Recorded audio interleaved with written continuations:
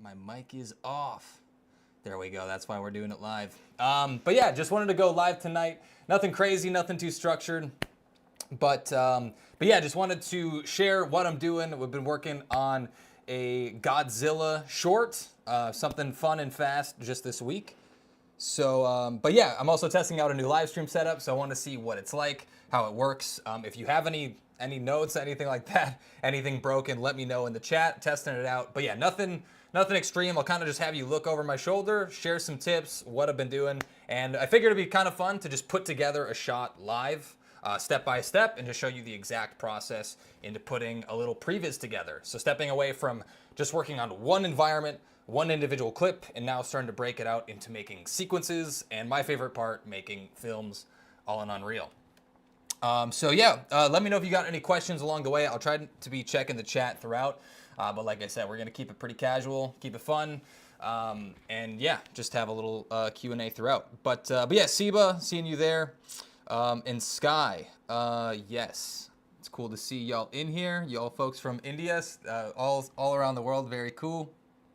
But yeah, I did actually work on, I guess I have the poster here, though it's hard to see. If I can move my light, maybe we'll see Godzilla, King of Monsters. But yeah, I actually first wanted to, my dream job very early on was actually at MPC, because I saw an article on how they made Godzilla 2014, the Gareth Edwards one, and they showed the whole process, and that was kind of my first look into like, whoa, there's like all these artists using the same software I am working on movies, and it was just made it feel so possible. So yeah, was super fun to I actually was a lead compositor on Godzilla versus Kong back in 2019. But yeah, excited for the new one. They're hilarious. They're just like fun popcorn action movies. Don't have to take them too seriously. Just have a good blast the whole time. But I don't know if any of y'all saw Godzilla -1. I saw that when I was back home over the weekend, which was sweet. I thought it was so cool, the World War II angle, and just that story of a kamikaze pilot who's too much of a coward to stand up for the cause is such a good hook, and I thought it was so well done. But yeah, I think in this, we'll get into the scene here in just a second, but the idea here is just to make a fun, quick action scene, put together like an 18-shot previs, in just a few minutes. So let me actually pull that up. But you'll really be able to see behind the curtain. We'll only be live here for about an hour, just trying to test this out and see try out the new setup. And it's always fun to talk to y'all. Eventually, it would be great to even go into Discord and actually just jump on calls with y'all live. Kind of like, I love the old days of radio, and actually I went to school for radio. Radio, TV, film was my major before I left there. But yeah, let's actually just turn it over to the screen and let's just share what's going on here. I think this is the right one.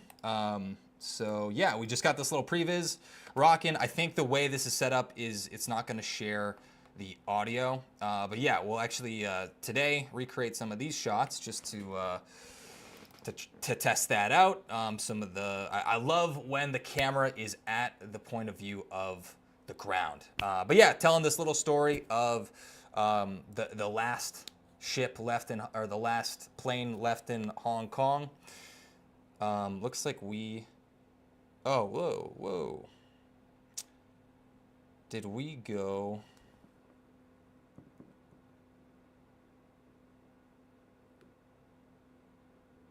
Is this working? I think something messed up.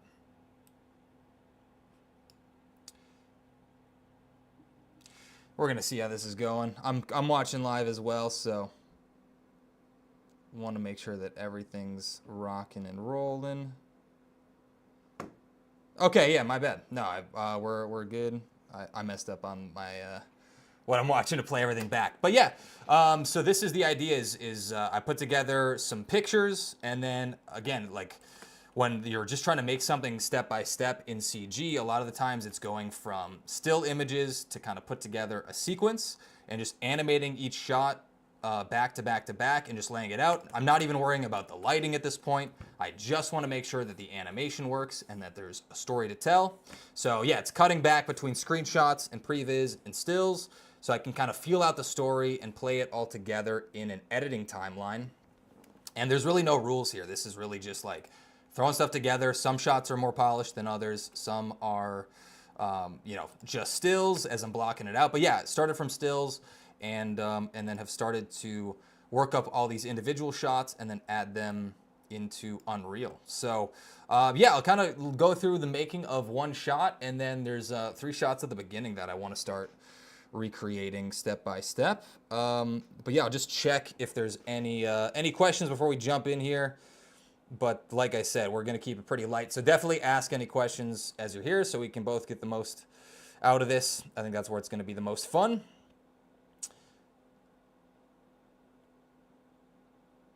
And I think, are we live? I think my monitor that I'm watching on is just messed up here. So yeah, let me just make sure we're good before I dive all the way in. I think we are solid though, right? Could you show us how you organize levels? World of VFX. I will definitely get into that. I think we are live. I'm just I'm using my phone here to just monitor the chat and everything. We'll jump into it. So without further ado, I'm just gonna make sure that this is set up the right way so that we can play all the way through and I won't get distracted as we're going.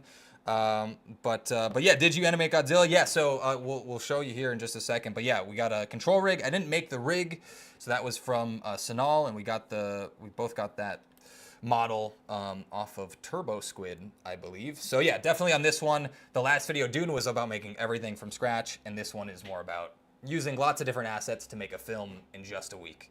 And that's a little bit of a different game here.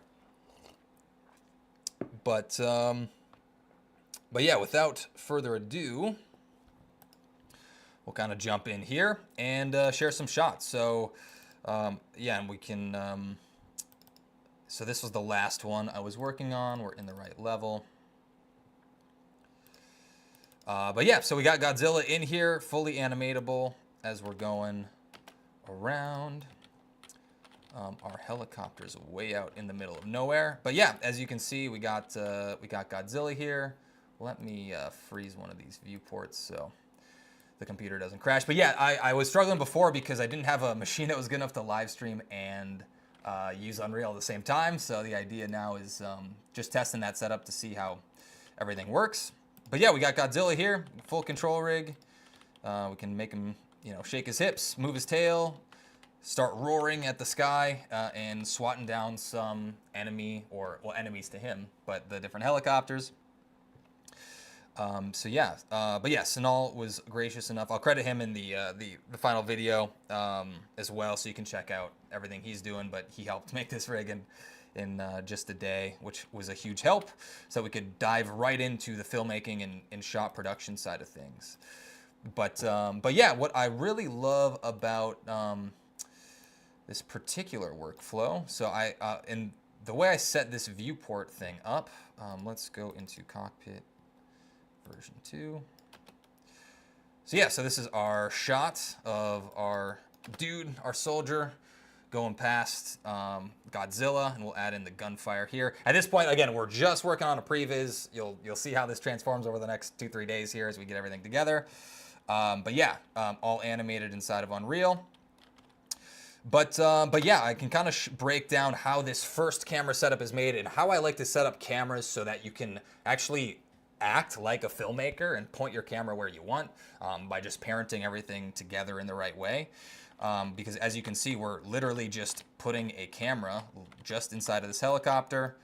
It's kind of clipping through here, but you can see the helicopter bursting through the seat. And then we're trying to just frame up. And yeah, by parenting everything together, it's a pretty simple setup here once you know how to do it. But let's actually kind of set this up from scratch. I think it'd be a cool way for y'all to learn how to do a kind of a complex setup where we literally have a dude in a helicopter moving around, animated. So yeah, all we're really doing here is, I'm gonna take that out of my ear.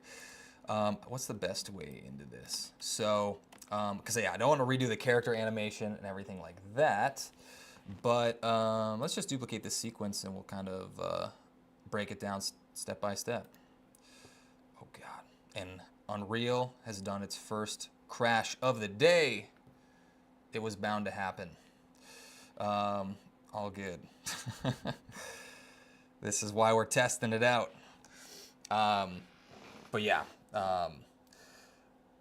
in Unreal 5.3, and a lot of times just right-clicking at the wrong time crashes Unreal. It's not a great time. But yeah, I need to upgrade my my GPU. I'm still rocking the 3080 and trying to do these big scenes. So it's definitely helped me become a better optimizer of scenes. But very quickly, you can run into the limit the bigger the scene. Do you have a chance? Do you by chance have Godzilla animations, locomotions for sale? No, I don't. We're not selling the Godzilla model. That's not my model. We're just animating everything by hand. And honestly, this has been more of a practice to even just test out animation the whole time. So to me, that's a lot more fun is, trying to do stuff I'm not great at and learn by doing. It's always the best way. But yeah, we're already back in. So let's see here. So let me copy out this sequence and we'll open this up. So yeah, the whole way that this is broken down, and let's actually hide some stuff. Maybe that would help. Because now we're going over budget on our GPU. I think I'm going to close down some stuff. We'll do some characters in just a little bit. We have a new plugin, actually. It's going to be completely free, but it's a way to add control rigs to any Mixamo character. It's coming out like in literally 2 weeks or so. So yeah, we'll run through that as well. But I think having multiple things open is starting to kill this scene a little bit. Sky, what do you think about AI in this particular field? I think AI is a great tool. I think if you have AI make your entire image or film for you, it's not your art. It's just not. I hate to break it to you. So anyone that's just prompt engineering to make images, you are not the artist. The computer is the artist. And I like making my own art. I'm not going to stop making my art even if somehow it could be perfectly replicated. I love making films, whether it's holding the camera or putting it in CG. So yeah, I think it's cool as a tool, but I do think thinking that you should rely on it and use it to literally press a button and create an entire film sounds like the opposite of art to me. I feel like why I like art is the point of view of the artist and why they made it, not just the fact that it exists in the world. It's the process of making it. So, but yeah, that's just my opinion. And feel free to have AI generate all your art for you if that's what you love to do. But yeah, I got into this because literally making it is the fun part. So that's why I'm happy to spend the time doing it. But yeah, you can see here, yeah, we got the chopper animated as well. So how did I set this up? Let's try to do this without Unreal crashing. So just to break this down, instead of just like completely doing it from scratch, the way I really like to set up planes is actually, you can see how this setup is created. So I don't actually animate the plane itself. If you look here, I have just like rotation keyframes on this helicopter, but literally the helicopter doesn't have any animation inside of it. I actually parent it to something that I call just a flight path. And this is where I'm actually animating the location of our helicopter here. So why do I do this? What is the point of separating out the animation like this? Well, something that's really fun is you can just set up 2 separate viewports in Unreal. This is probably going to make us more prone to crashing, but we'll risk it. I think it'll be worth it. So something that's really cool is you just tick off allow cinematic control on one of these viewports. And now when I look through our camera cut, I can see that I have a live viewport here where I can see everything and I'm moving around. Let's actually I'm going to change my settings lower as well just to give the computer a bit of a break. The lighting quality is going to go down for the time being, but it's not a huge deal. I think we just turned the lumen off. But yeah, just so we can animate this without anything crashing. So how this works is we basically have these 2, you can literally see the flight path here. So again, this is hard to see when we're doing a 4K monitor, but you can sort of see this blue spline. You can see this animation path of where the helicopter is going to fly. So there's like a motion path there. But why I like parenting things to one another is that literally, if you look at the live viewport on screen left, if you have the animation as underneath a parent, I can literally start to just offset this entire animation. So I can move this further away or lower, and because I'm literally moving something that's not animated, I'm animating the parent, I could quickly like, okay, does this look better with the chopper further away? What if I move it even closer? So I can move it really close and almost look like it's a close call and like they're dodging out of Godzilla's way. So yeah, by separating these things out and not animating the entire, like not putting all of the animation onto the helicopter and actually animating the parent itself, that does a lot of the work for us. So yeah, this is another way I've said it in the past in other videos is by creating a stage actor. But yeah, once we have that, then literally all I'm doing here is I'm parenting this soldier and parenting this rifle and parenting this camera to the plane itself. So now if I did want to animate the, let's say we wanted to animate the rotation here of the plane, we can also rotate that and you can see like, okay, we could go overhead. That actually might be cool just to see what that looks like, is bring this way further up and just give this a totally different point of view. And boom, now we can see him over top. And that, again, we might want to just keep adjusting that. So super easy to keep changing the composition. But because everything inside the helicopter is parented to the helicopter, our composition is staying exactly the same, but we can just change the location of that helicopter without changing the animation. So it's a pretty cool trick. Once I started doing this, I really have not gone back. And you'll see too, the helicopter propeller is moving. We still get that all in context. But yeah, and then for our dude here, this little soldier, yeah, it's literally you just add in their rig. So I have this FK control rig. I don't even have a fully built out control rig like I do for Godzilla, because I wanted to have like the IK controls for Godzilla, so you could, you know, move his hand up and down and everything works together. But for the soldier here, it's a more simple FK rig, because literally all we're doing is we're kind of like setting up the gun, posing him for the first time, and all I did is kind of animate his hips into place. So he's just like arcing his gun. And then, yeah, eventually we'll add in some gunfire here in just a little bit. But yeah, this is how I mean, I just wanted to share that one trick, because this is honestly how I animate all my stuff now, is through this like parent-child relationship. And then it's really cool because you can literally, you know, you can look in through viewports, you're working live in the 3D scene, and you can pause at any time and even just change the cine camera. And how you do that as well. You could literally just pilot it, and now we can just move the camera. So I could move this, and we could even do something where like we start further back in the plane. I actually happen to really like that particular composition because the door only allows for so much room here. But yeah, you could even like fly that through, and that's so towards the end, the camera literally starts to jettison out of the plane. But yeah, just playing around with that. But hopefully that's something kind of cool. That's a major trick I use there. But I did want to spend the rest of the time actually working on a brand new shot. And because this one's kind of already finished, I basically, how I like to do this is I'm kind of just going through. Let's reload this. Might need to restart VLC. But how I actually do the storyboarding process here is I just throw in a bunch of images literally in Premiere in an editing timeline. Could be iMovie, could be anything, could be Resolve, could be Final Cut, doesn't matter. And then we'll load up our storyboard. Although because the GPU crashed, it might be a little unexpected here. So we'll see what happens. I'll answer some questions while we're here. Sergey wanted to ask about self-organization. Doing live streams full time. All that's cool. Yeah, I'm not an expert in organization, so I don't always feel good at answering questions I'm not qualified on.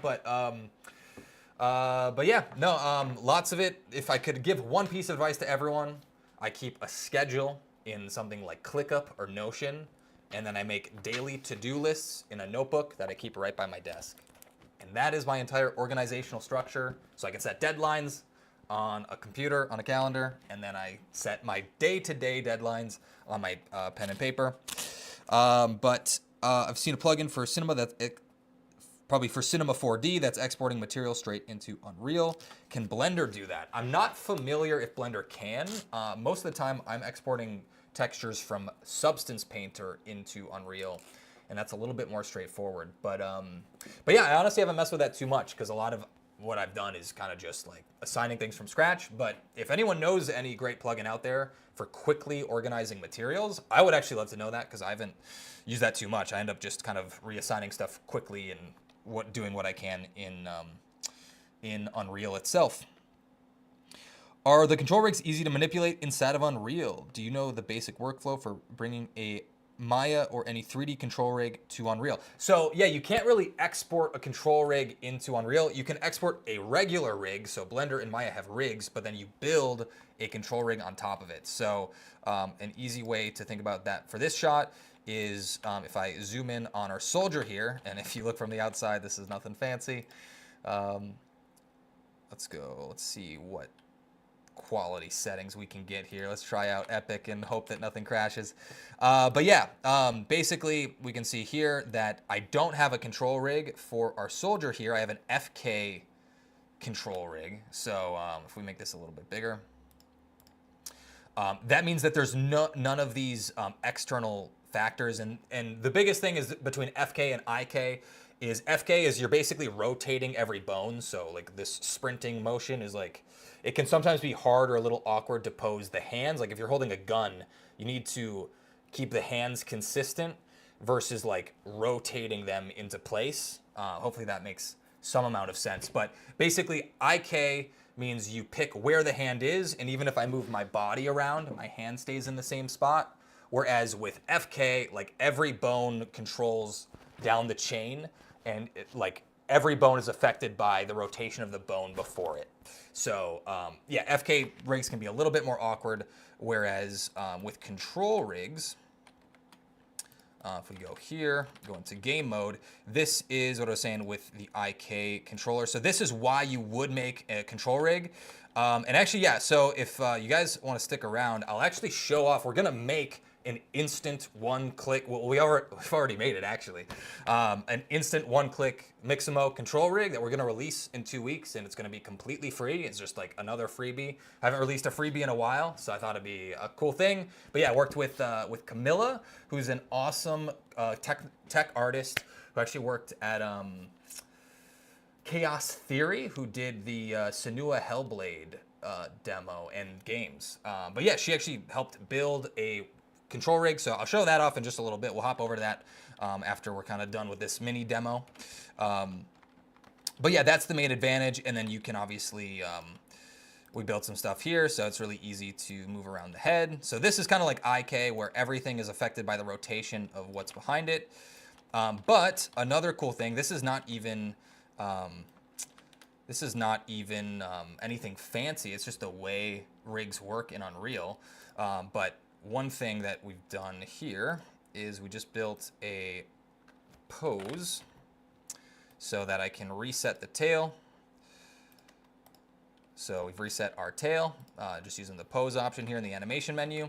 And basically, when you select a bunch of different, different gizmos or selectors here, different things that, there's basically a bone here that each one of these is controlling. When you select multiple, so a lot of times this will be for the hand, if you want to make a hand in, instead of just selecting one bone and rotating it one at a time, when you select multiple, we can basically rotate all of these bones at the same time. So we can do this like bendy tail action in a way that starts to actually make a lot of sense and looks a bit more natural. But this is not any like fancy control rig magic. This is literally just because we're selecting multiple bones at the same time. So very quickly, you can add in some really natural looking tail movement, and you literally just set like 2 keyframes. So set one here, rotate it to the other side, put them like hundreds of keyframes apart. But yeah, literally the same thing applies when you're doing fingers. So this is like the more practical approach on a smaller scale. If I just move one bone at a time, it acts like an FK rig. But if we just select all of the fingers back to back to back, selected the wrong one there.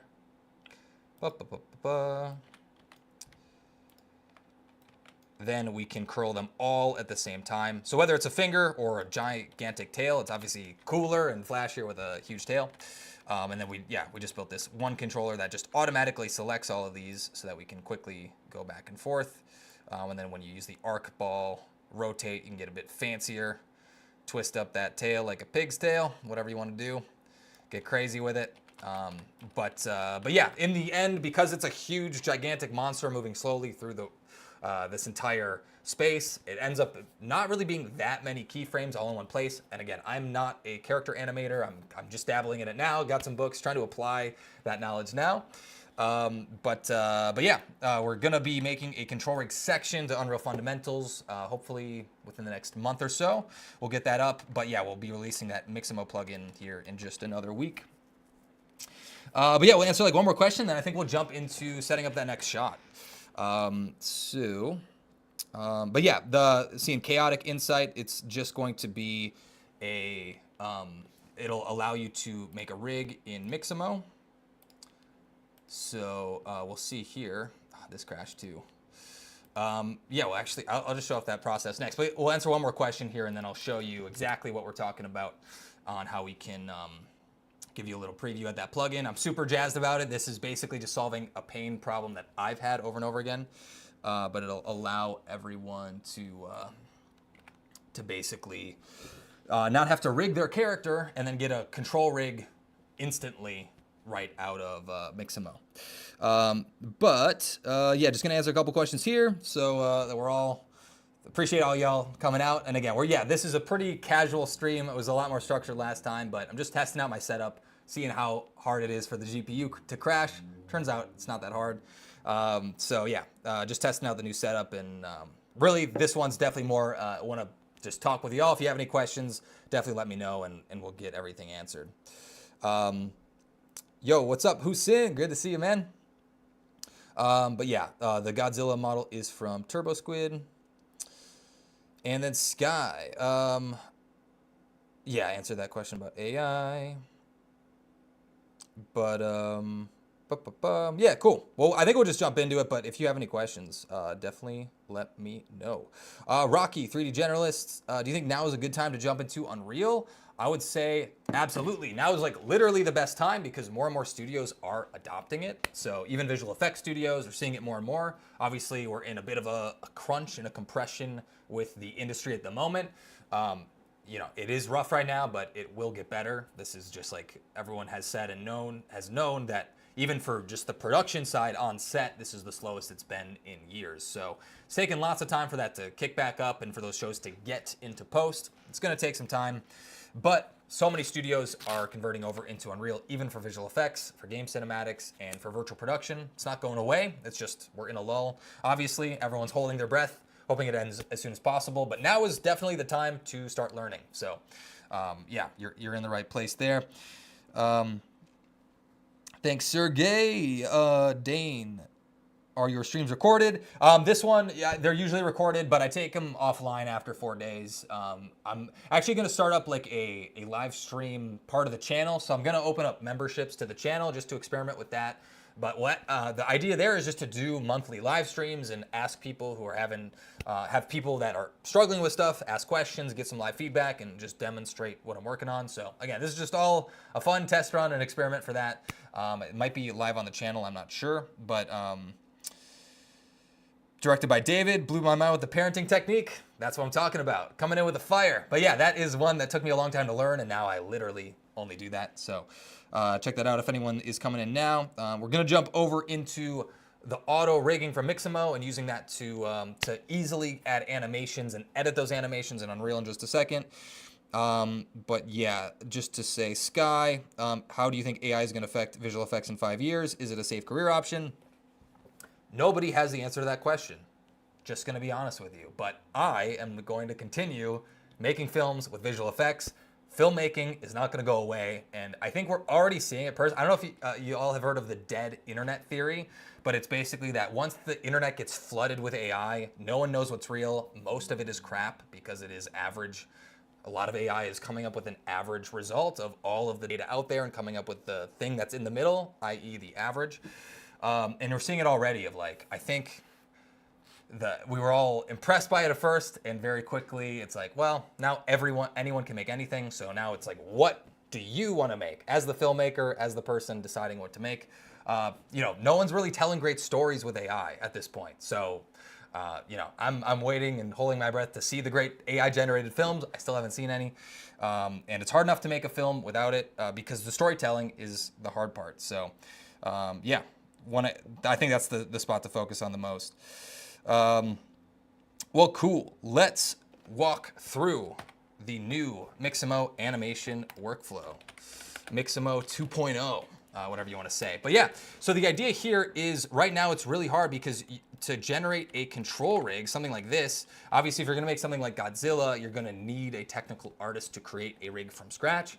But ultimately, most rigs are, they have a hip bone where you're moving the base of your body. They have IK rigs for the feet, so you can move your feet up and down. They have poles so that you can decide where that knee joint is going to look. And the same is true for these arms. So we have an IK control here that we can move around. And then we have our pivot point to decide where the elbow is going to stand. This is most rigs. So this is how most things out there exist. But when you just drag and drop a character from another 3D software into Unreal, control rigs don't exist. And there's some cool new tools coming out for Unreal 5. But I'm sure lots of you out there want to make films in Unreal, but you have no idea what rigging is. You've never made a character rig. I have made many in the past. I am no expert. I know enough to know that I am not a great rigging artist. And personally, at this point, I hire a rigging artist whenever I need to rig something because they are much better at it than I am, and it will save both of us a lot of time and headaches. But I realize not everyone can just go and hire a freelance tech artist every time they want to make a film. So what are you supposed to do? So typically what happens, actually most of the models I'm using here, so we have this little city. If we go up close, we can see that there's actually all these little characters. So this is actually from Big, Medium, Small. If you're interested in getting this pack, it's the back. It's their Tokyo pack. There's another name around it, but I put a link in the description, so click that, check it out if you're interested. But lots of great buildings here, lots of great characters, but all of these came in pre-posed, so none of these came in with rigs. But the models themselves actually do have rigs, but I actually got to open this up in Blender 3.6. So I'm gonna make sure we're not rendering anything for the time being, so we can go into Blender without crashing. So there we go. So let's look at what the rigging process looks like normally. So typically, you either don't have a rig or you got a model from somewhere else. So in this case, these came with that Big, Medium, and Small pack. I think they're really great and they have a lot of good stuff on their site. So definitely check them out if you're looking for drag and drop assets. Just genuinely, I think they do have good stuff. So in this case, they had this character. It's already rigged. But again, we'd have to generate a control rig from scratch in Unreal. We have to add a rig on top of this existing rig, and it just becomes very complex very quickly. So instead of doing that or anything even close to it, my preferred workflow now has been to just take a character, remove the rig entirely, and I'm just going to export this as a .obj file, and then I'm going to bring this over into Mixamo.com. So what I can do here is I can go into our Godzilla folder. I think it's under characters here, and I'm going to upload this character.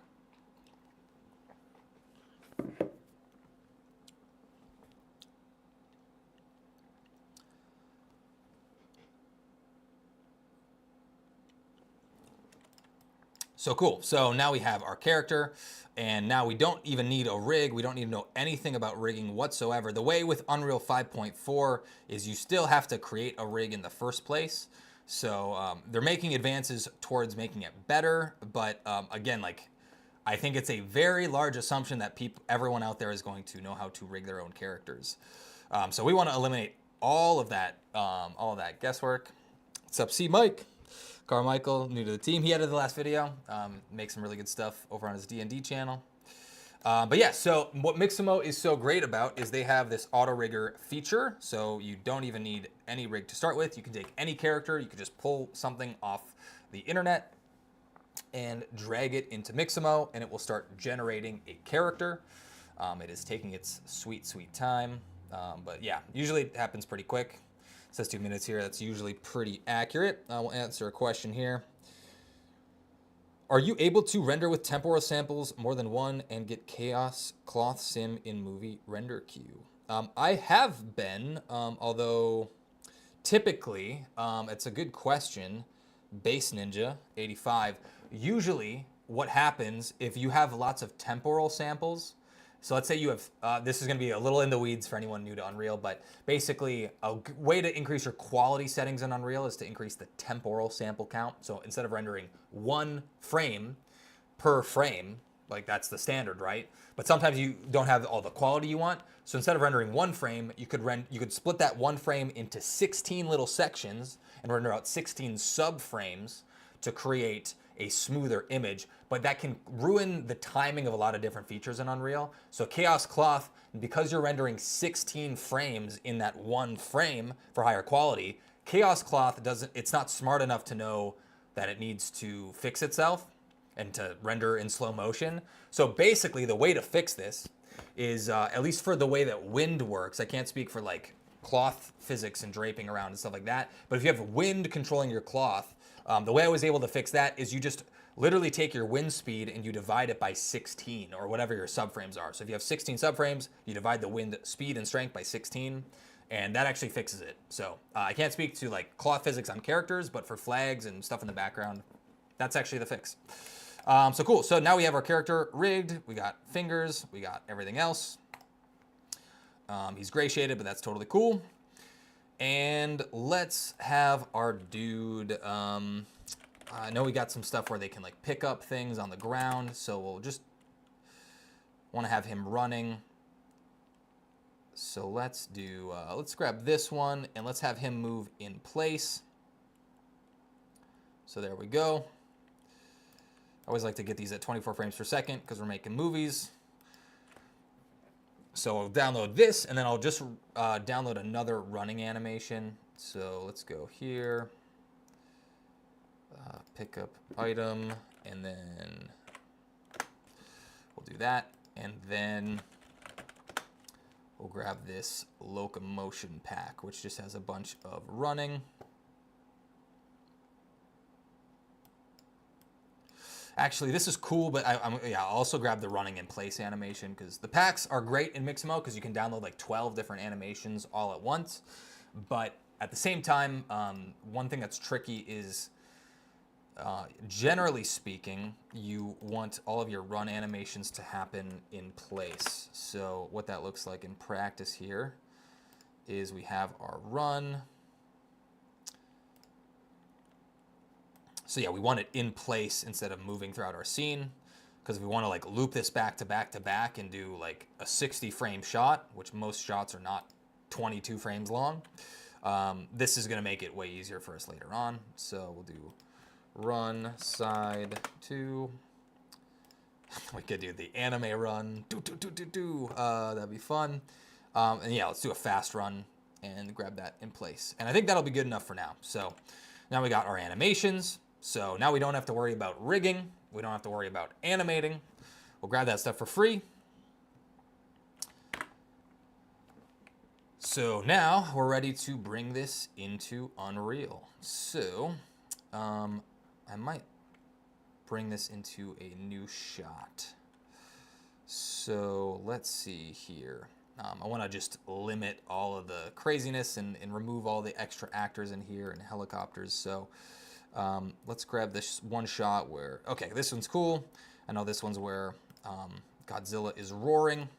So I have my shots folder here, and I'm going to make intro 01. So this is a new sequence that I know I need to make. So I'll grab these. I make a render level and I make a level sequence for each shot that I'm trying to create. So I'm going to copy this into a new folder. And then there we go. And then all we got to do is rename this. So instead of flight, I'll call this intro 01. And then we'll make level sequence intro 01 version 1. And that's kind of my naming convention for everything. Let's make sure we save everything.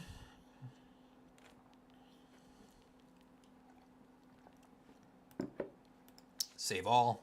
If you're using Unreal, save all the time. Don't just Control S, save all the time. Control Shift S. So there we go. Now we have our scene. I'm going to just break this down to one viewport for the time being. And we're going to go on the ground. So we're just going to test out our camera. Right now we have a biker on the ground. And actually this dude is like the same exact guy. So this will be a great spot to test out our render. And is there a good way to restart our camera here? Because I am like 90 degrees to the left. And I actually don't know the best way to... I guess I could just do...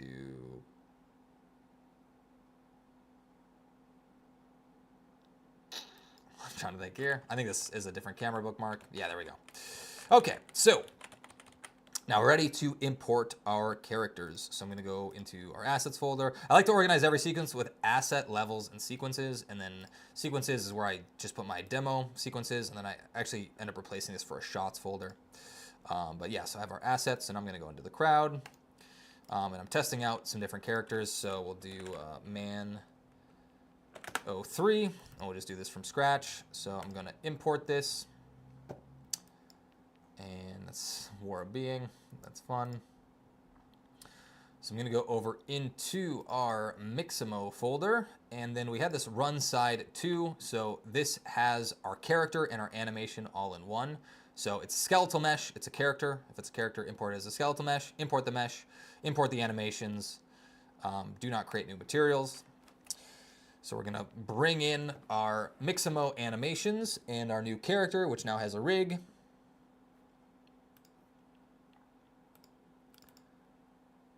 So let's see what this looks like.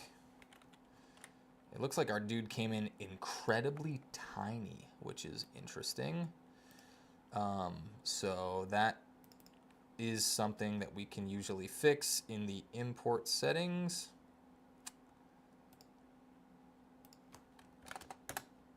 So usually I'll start at 10 and then save and then re-import.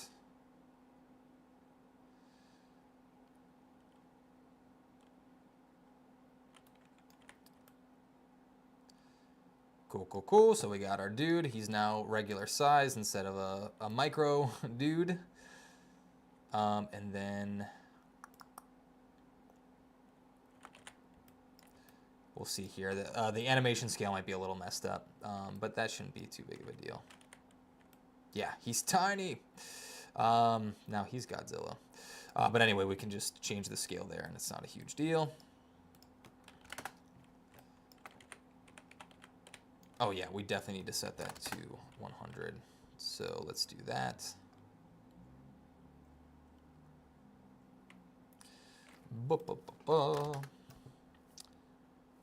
And is this our second crash of the day?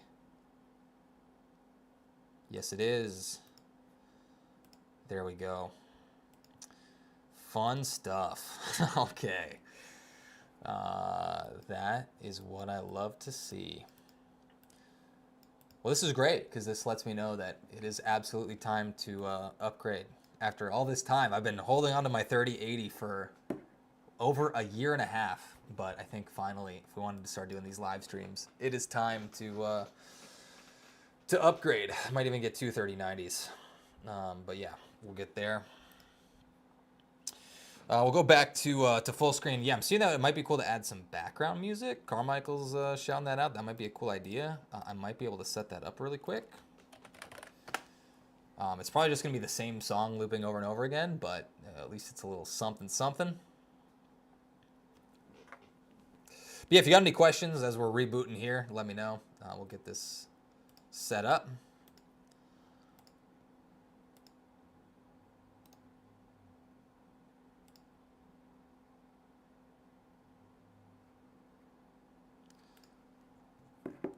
But yeah, we're in a huge scene. This scene was already taxing my machine, so yeah, I'll also just prepare some smaller scenes next time, so it's a bit faster to jump in. But yeah, well, we're still in the middle, just so we don't get lost here. We're still just importing our character, and we're gonna add in some custom character animation. That's all that's going on here. And yeah, we will jump to it in just a second. Just gonna try to add in some background music super quick. It's gonna be a little dramatic. It's gonna just because you know, we'll try to do this quick here, but it's gonna be pretty loud at first. So we'll bring this way down. But yeah, let's see here. Just gonna try this out. And again, we're keeping it casual, nothing too serious here. Just trying to teach you some fun stuff while we're together. But yeah, we'll just see what this is like.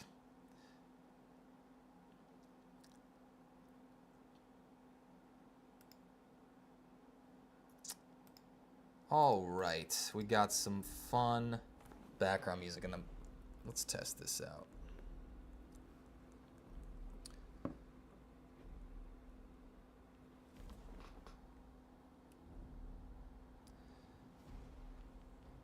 Can you hear anything? I don't know if I can even hear that.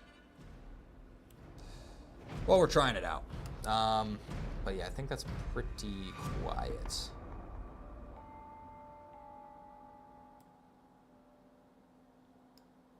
Oh yeah, now I hear it, but it is dramatic. So yeah, we'll keep that low, and hey, maybe we'll just grab one more sound here, and then we'll get back to it. But yeah, if you have any questions, I'll try to answer those too, as I'm just searching for some lo-fi chill background music. Cool. Yeah, chaotic inside, that's a really good point. Yeah, ZBrush is definitely just for sculpting and not for everything. But it is great for characters. You really can't beat it in that aspect. But yeah, just gonna grab one song here to try it out. Just stick with us. We'll be off and away real quick.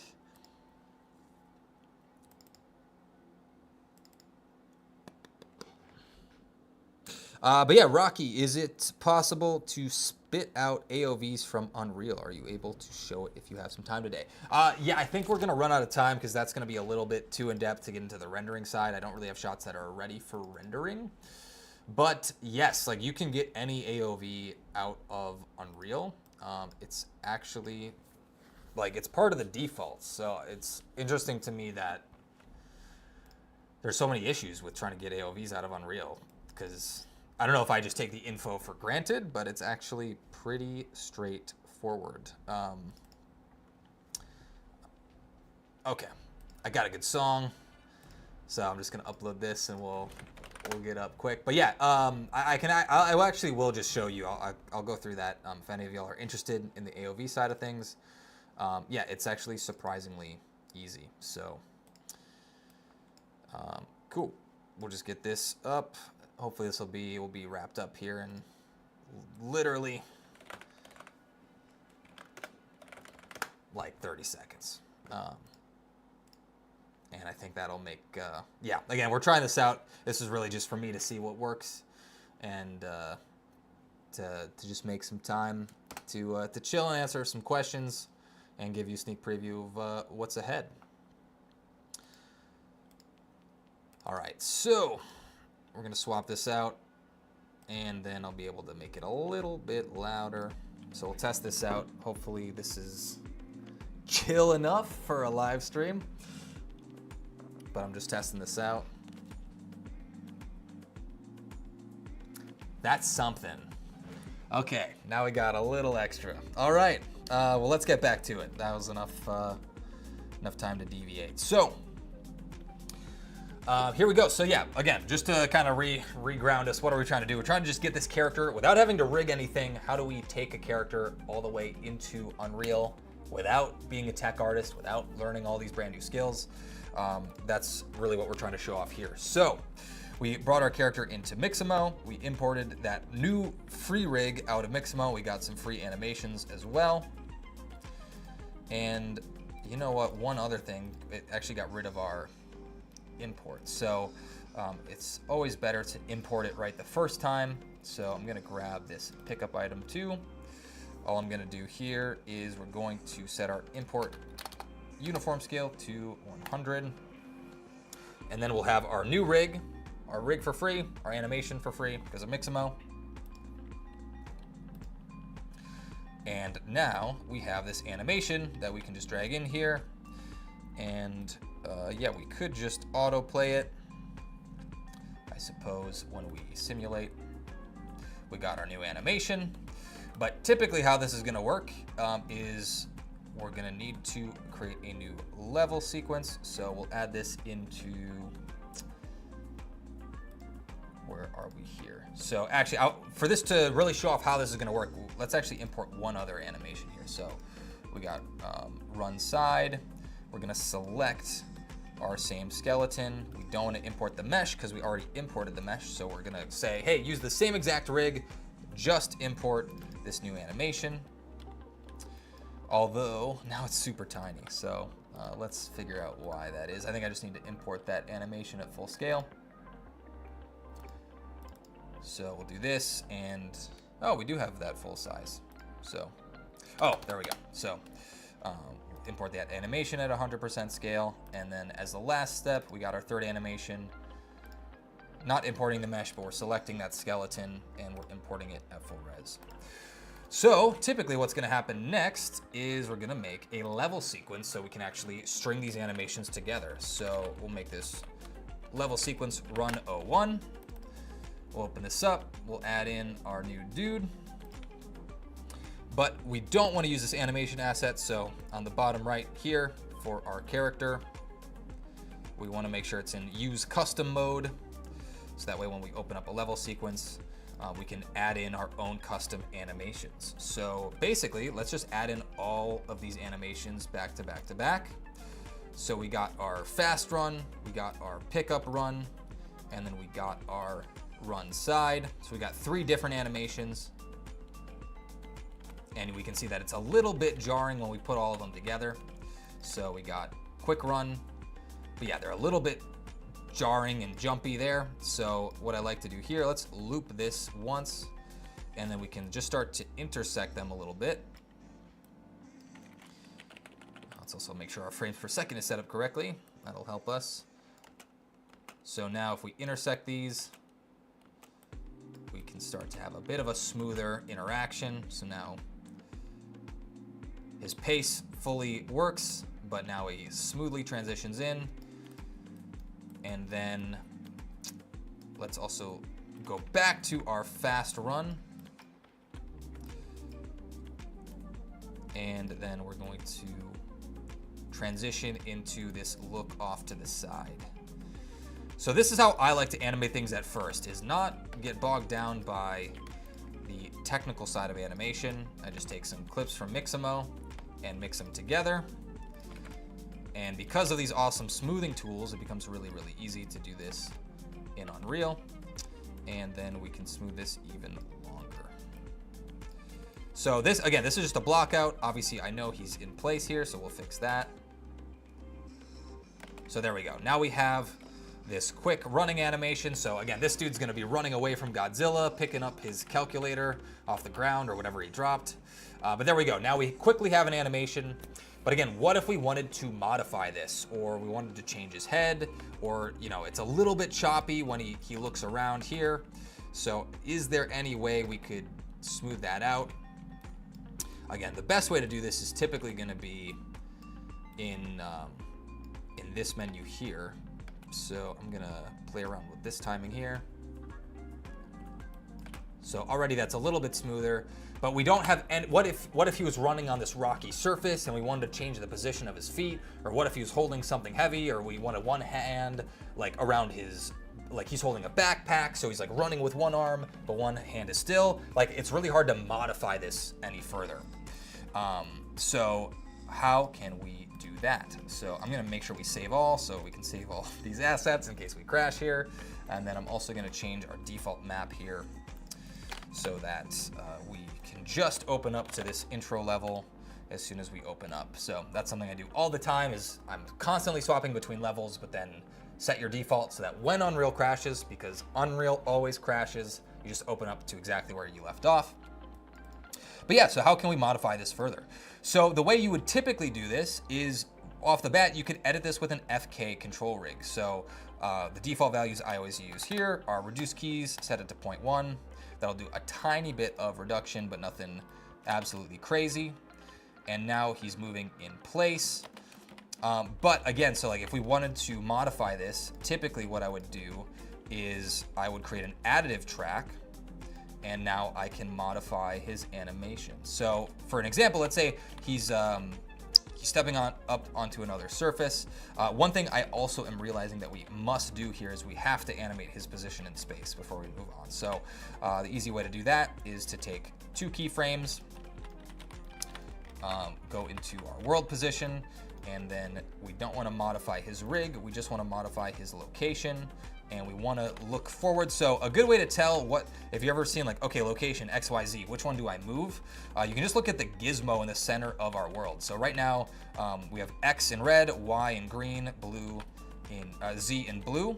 So if we move X, it's going to move to the right here, which we don't want. We want to move it in green. We want to move it in Y. So we can just boop, we can move that forward. Cool, cool, cool. If you've watched my stuff or you're in Unreal Fundamentals, you'll know that I use this one trick all the time because it is so freaking useful. And it's just to change our before and our in and out points to pre and post infinity. So I'm just gonna take our curves here. I'm gonna set our out point and our in point and set the pre-infinity and post-infinity settings to linear. And this way I can just set up 2 keyframes and he will continue to move even after our keyframes are set. But obviously he's like running in slow motion. So I'm just gonna keep moving these keyframes closer to another by hitting Control and left arrow until this looks correct. So this is the easy way to animate characters, and there we go. We have him running, and we spent like 5 minutes to set that up. That's like what we want.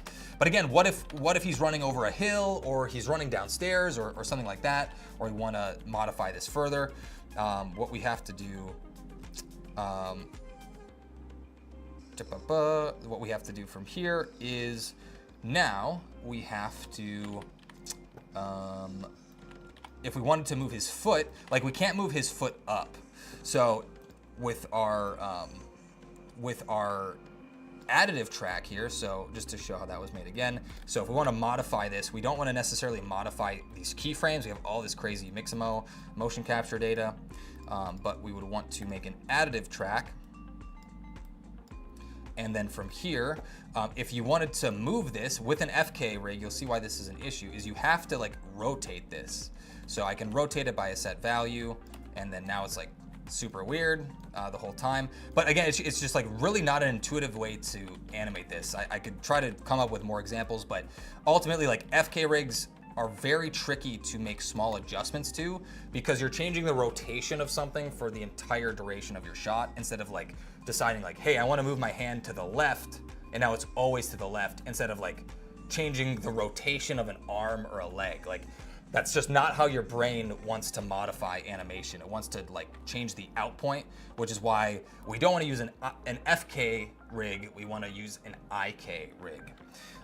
So in that case, what we need to do is typically we need a control rig. So that's what we have with Godzilla over here.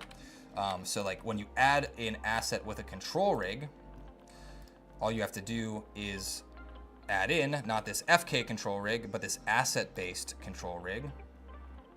And now, when we pop into game mode, now we could very quickly pose Godzilla by moving his foot back and lowering his body weight down. And we could also rotate his hips and then rotate his neck in the opposite direction so that we're getting something cool. And then rotate his shoulders in the opposite way and then move his hands. And I'm just doing this quick, but we're just trying to make an interesting looking pose. And I would continue to move his hands and everything. But yeah, very quickly, at least now we have him in a spot where we can modify him and move things further. And then we could add like a stomp of his foot coming up and down. And from here, it's like, yeah, you'd have to go through a whole walk cycle. But that's what we want, but on our character, so that very quickly we can just modify this instead of like rotating the bones the entire time. So that is where this control rig comes into place. So typically Unreal 5.4 is gonna build some stuff to make this easier too. But if you just want a one-click solution, what we can do here is let's make sure this plugin is enabled. So we have our Mixamo control rig enabled. So how this works is, and again, this is gonna be free in just another week here, is we'll go over to our plugins folder. We have this, I'm gonna copy this over. And basically if you have any Mixamo rig, it'll create a control rig for that character. So all you gotta do is open up this control rig asset. We can go from here, you just right click, we'll refresh and change this over to, let's make sure we're selecting the exact right mesh here. So our mesh is actually called pickup item 2, which is the name of our animation data. But yeah, we'll set this over to our new character. Whoa, oh, and so, I know exactly what's going on here. So I messed up the import, damn, that sucks. Because he was like 1/100th of the scale, I think that really messed up our data here. So now the rig is completely huge, but our character is like at 1/100th of the scale. So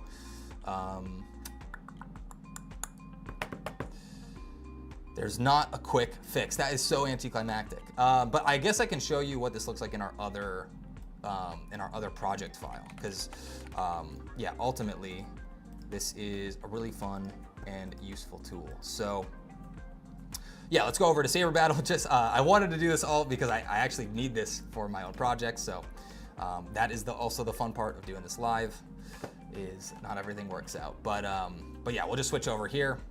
The workflow will be exactly the same, but yeah, it's I've been doing an FBX workflow instead of OBJ, and basically what I needed to do here to fix this is export this with a 100 scale, and this will fix it. So I'm gonna do this for later because I do need to go through the same process. I'll do that in the background here. But we'll show you what this looks like in process, just so you can actually see what it looks like with everything coming together. And then I will fix this for my own sanity later while this opens up. But yeah, if you got any questions in the meantime, I do apologize. That is super anticlimactic, but we'll still show you what this looks like in practice here. But yeah, I'll pull up the YouTube chat if y'all got any thoughts or any questions. We'll also touch on AOVs before we go out here, just so you got it.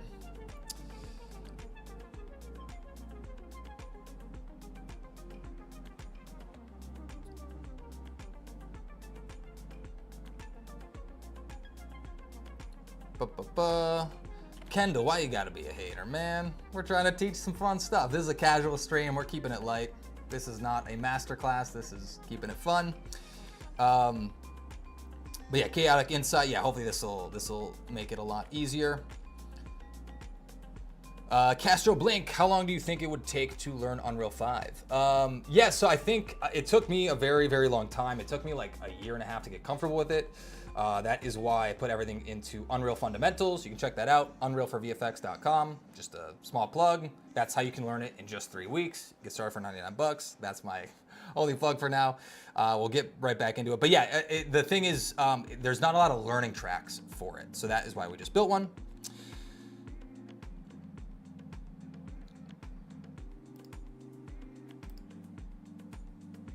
All right. let's, yeah, and Rocky, we'll show you the AOVs here. So let's go back to it. Here we go. So yeah, just to show you how this is going to work. So again, I apologize for that closing down, but you can see here, we got our Mixamo character, we got it imported. And again, this does work for custom characters. It's just I messed up the import settings. But basically what it will allow you to do is just create one of those control rigs for any character. So we'll show you what this looks like in Sequencer, just so you can see how this all works and what the easy way of animation should look like. Because ultimately that is really all I'm after, is not trying to make things super complicated and simplifying workflows. So in this case, we can open this up. And here we go. So I'm going to duplicate this and show you how it is done. So yeah, if we go back to what we were doing before. So like I said, we started by assembling our Mixamo animations together. So we would just string a bunch of different pre-existing animations together, so we don't have to worry about character animation from scratch, which is obviously a pretty tricky thing. So instead of doing that, right now you can see we literally just have our character animation here. So if we just play through the sequence so you can see what this looks like. So we have our character running through space. And again, this was all created through just stringing together these different Mixamo animations. So not doing any fancy tricks here, just literally taking these different Mixamo animations and stringing them together. And then from there, like I said, the problem here is that it's very hard to modify. So once we use that Mixamo plugin, and again, we'll have a full tutorial here, but it will be as simple as like creating this control rig, right-clicking, and literally just changing it to the character that you've had from Mixamo and just selecting your new character. So in this case, this dude comes right from Mixamo.com. We'll have our new control rig for free. And then in Sequencer, the cool thing here is that instead of editing this with an FK control rig, which is hard to animate with, we can simply bake this to our new Mixamo control rig. And again, we'll set this to reduce keys. I'll set this to 0.1. And then from here, when we open up our new control rig, we can see that literally we have the same exact animation, but now we have this rig that's really easy to modify here. So now we have all the new controls. Let me hide all these icons so this is a little bit easier to see. If you didn't know this, you can just go to Show, Sprites, Hide All Sprites, and now you just have your animation in here. So I'll try to make this a little bit bigger so it's easier to see. But yeah, so now we have our Mixamo rig. And so this would be the thing. So like if he's walking through our floor and he's intersecting with the ground the entire time, instead of like rotating his knee out of place, the easy way to modify this animation now is you can just create a new additive track. So we're not changing existing keyframes, we're just adding on top of our existing control rig. We're going into additive mode, and then we can take our new rig. In this case, I think the default is, we need to change over these controllers real quick. So one last thing here. We need to grab this IK switch. So I need to change this from IK to FK. There we go. And can we create a keyframe for this? Here we go. Fix this here. Okay. So we just need to change our feet so that they are an IK instead of an FK. So you have the ability to do both here, but a lot of times you'll want FK. So there we go. Or sorry, you'll want IK. So now we have these boxes instead of these rotation controls. And then once we do this, it becomes very easy in our new additive track to simply animate up our foot, and then the knee moves like you'd expect, so you can just worry about where the foot needs to land. So in this case, we'll set this here. I'm gonna create a keyframe for our foot. We need a left foot IK. There's so many controls here, so let's find where this is. Left foot IK control. Cool, we'll set a keyframe. and then we'll go back into time so we can see our right foot also has the same problem. We'll add this and move it up. So now we can just make these really small modifications. We can see they're working perfectly, so that we're not like having to become an animator every single time. We can take these existing animations and simply modify them instead of animating our entire characters from scratch. I felt like this was always the problem I had, where I was like, I don't want to learn all of character animation just to make my shots look better, so that you can have these uneven terrains and we can just move these up and down and just make sure it connects. There we go.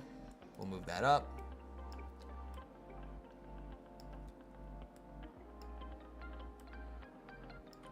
Yeah, and very quickly we can simply modify this animation, and the same thing goes for our little lightsaber here. So let's say we got this from the sword and slash pack from Mixamo.com, but let's say that we wanted to change the location of our lightsaber swing so it goes, you know, deeper into his chest. Right now it's kind of going through the bottom of his hips.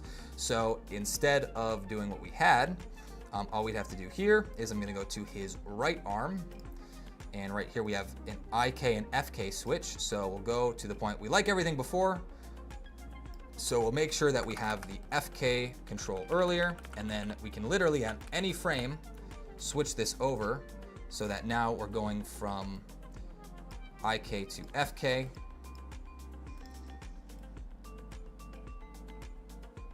So I'm just gonna set this little transition up here. So we're going in and out. And then from here, it's super easy to, there we go, there we go. Now, because we have this new IK controller, we have our new additive track. You always want to set up keyframes before and after where you're modifying. So I want to set a keyframe like a couple frames before and a couple frames after, so that most of your animation stays exactly the same. And then just for these frames, I can reorient that lightsaber, go a little bit higher up. I would even change the transform here a little bit. So in this case, I'm actually going to also move him a little bit closer to our dude. But yeah, this way I can decide exactly where that new animation is gonna be. I can move it up, down, I can rotate it, I can do everything I want. So we just modify it in this small section. Obviously now it's misaligned, but we could also use this to realign our lightsaber and make that look super cool. And there we go. We can modify our existing animation, but again, not spending all that time doing everything ourselves inside of Mixamo. So that's the idea, is these one-click control rigs so that we can make things in Mixamo. And again, I apologize about that part of the demonstration, but yeah, that's what doing it live is all about. But that's the idea, and it really was just an import error that was causing those issues before. But yeah, that's coming out in just 2 weeks here, so look forward to that. It's gonna be completely free, but just wanted to share that so you can see what's coming. We wanna make animation as easy as possible so that you could take most of these animations from another source, but then we can go back and see that the feet are rock solid, and we can just modify what's already here instead of worrying about doing this complex fight choreography completely from scratch. But yeah, we're already at like an hour and a half, so we'll probably call it here. The one thing I know, Rocky, you mentioned how do you render out AOVs, a really quick thing there. I have some render presets here which make that easy, but if you wanted to do this from scratch, all you have to do is we have a couple AOVs here. So the deferred render is like rendering out your viewport, but if you wanted to render out extra passes, you don't have to do anything extra. You just have to go into your deferred render. You want to render this out as an EXR sequence instead of a JPEG sequence, and you want to get rid of that compression. And then from here, you just have these post-process materials. So this is actually, whoops, super easy. You can just browse to these, and here are your AOVs. So we have our world depth, which is what you probably think it is. It's the depth of the world. So now you can do depth of field. Dang, that's annoying. I can't, I need to move these. Here we go. So yeah, you can get world depth, you can get your world normals. So your normal path looks like this. Let's visualize our normal pass. So here we go. We have our normal pass, and you can do some fun stuff with relighting your stuff if you want that. But yeah, basically, Unreal is rendering everything. You can actually view all of your AOVs inside of Unreal. So here we have scene depth, and like literally, it looks like you imagine.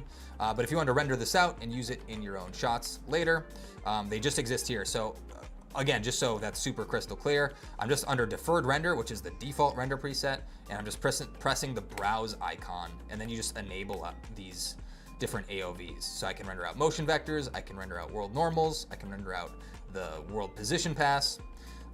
And then, yeah, if you want to render out separate lights, the easiest way is just to create different levels for your different lights. So you just create a level for each light you want to render out, and then you toggle and hide these however you see fit. Typically, I will do that by creating a level visibility track, and then let's hide this. Once you have a level visibility track, I can say, hey, at render time, I want to hide this level. So I would type in level lighting, Vanguard, Clash, Final, and I would just create one level for each light and then just render these out separately. And then basically your AOVs become your render presets. And Unreal has crashed again. So yeah, not a perfect live stream, but that's why we're doing it, just to try this out and test out how the live stream setup works. But yeah, if you have any other questions, let me know here. Happy to answer anything. Chad Fox, great to see you, man. When you're putting together complex scenes, do you find it easier to switch to other software like Blender, Substance Paint, or Embergen, or do you try to do it all in Unreal? My biggest ethos with everything on the channel and on unrealforvfx.com is it's either all real time or it's not real time. So I don't care what software I'm using. All I care is that we're rendering in real time. So Substance Painter is working in real time. You have a real-time viewport, you have a direct relation to what you're making. Blender can be real time if you're not using it to render. So if you're modeling in Blender, you're working in real time. Or you can obviously work in Unreal. I think the biggest idea in general is the more time you're spending in one software, the less time you're wasting switching between softwares. Like it's very obvious, right? But those little amount of time, those little switches and changing your mindset and rethinking, like, okay, yeah, I need to get into, yeah, what's that hotkey in Maya again, or what's that hotkey in ZBrush? That's where you end up losing a lot of time. So I try to work in Unreal as much as possible. I try not to overcomplicate things and just, work in one place. But that is how I approach it there. But Embergen is also great. Like, you can't do complex effects inside of Unreal, and it's just way faster to do it in Embergen. So there's a place for everything. Embergen, you're working in real time as well. So that's where it's super great for that. Anand, side question. I keep having noise issues in some materials that might be like wet concrete or something like that. Any tips on how to fix it? Yes, go into your render settings, go into your anti-alias settings, and change your spatial sample count to something like 12, and that will fix your problems. Try it out. I bet that will fix it. Unreal Dev Hub, what's up, man? Senior game dev. Sweet, that's awesome. I'm glad I'm being able to teach some stuff. Well, cool. Cool. Well, we'll leave it there. This was supposed to be pretty casual, keeping it fun. If any of you are at that beginner stage and you're looking to level up in Unreal, maybe you saw the possibilities of what you can do, but you just don't know how to use Unreal yet, just go to unrealforvfx.com/fundamentals, and I have a crazy 20-hour course with free assets, free animations. We'll teach you how to make films with characters, films with vehicles, all the fun stuff, and learn the entire filmmaking workflow from start to finish. And it's just 30 minutes a day, so get started over there. That's kind of my biggest contribution to learning everything all in one place. We got a custom AI search engine and crazy amounts of project files and render presets, and we just make the whole thing entirely easy. So check that out if you're interested. If you want to level up, that's the best place to do that. unrealforvfx.com/fundamentals. But yeah, we'll leave it there. Thanks for joining, y'all. Thanks for joining Chad. He's part of the mentorship group. That's awesome. And Nick Boyd, appreciate it. Dane. Sweet. If there's any other questions, we'll take that right now, but we'll leave that where we are. Zanyar, seeing that come in. You're new to Unreal Engine. I was wondering if your PC can run Unreal Engine in medium quality, so can I export the game for epic quality or highest quality while exporting? The answer is maybe, because if your GPU crashes when you're rendering in high quality, it will crash when you go to render. But if it's just very slow to render, then you have no issues there. So if it's slow, then you can absolutely just increase your quality settings at render time. The default behavior of Movie Render Queue is to upgrade your quality settings to cinematic. So that is it will automatically do that when you render it out. It's like a checkbox that is enabled by default, but you can disable that. I think it's in your anti-alias settings or cinematic settings or something like that. You'll see it. There's only like 3 things that pop up when you choose the default render preset. So yeah, but that's the best way to differentiate there. But yeah, we'll leave it there. Thanks y'all for joining. Appreciate it. Check out UnrealForVFX.com if you're looking to level up a bit further. We got some cool stuff over there. And yeah, we'll see you next time. New video coming soon enough. Appreciate it, and we'll catch you next time. See ya.